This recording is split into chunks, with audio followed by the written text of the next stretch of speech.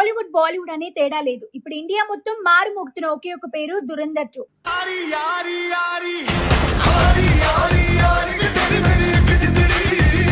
ప్రస్తుతం దేశవ్యాప్తంగా ఎక్కడ చూసినా దురంధర్ 2 మెయిన్యానే కనిపిస్తోంది. ముఖ్యంగా మన హైదరాబాద్ లో మల్టీప్లెక్స్ లో సింగిల్ స్క్రీన్స్ అనే తేడా లేకుండా టికెట్లు ఓపెన్ చేసిన నిమిషంలోని హౌస్ఫుల్ బోర్డులు పడుతుండడం చూస్తుంటే టాలీవుడ్ టాప్ స్టార్లు సినిమాలకు వచ్చే రేంజ్ రెస్పాన్స్ కనిపిస్తోంది. పక్కనే పవర్ స్టార్ పవన్ కళ్యాణ్, ఉస్తాద్ భగత్ సింగ్ లాంటి భారీ చిత్రం పోటీలో ఉన్నప్పటికీ దురంధర్ 2 వైపు ప్రేక్షకులు చూపిస్తున్న ఆసక్తి అందరినీ ఆశ్చర్యపరుస్తోంది. అసలు విషయానికి వస్తే పార్ట్ 2 థియేటర్లలోకి రాకముందే దర్శకుడు ఆదిత్య దురంధర్ 3 కోసం స్క్రిప్ట్ వర్క్ మొదలు పెట్టేశారట.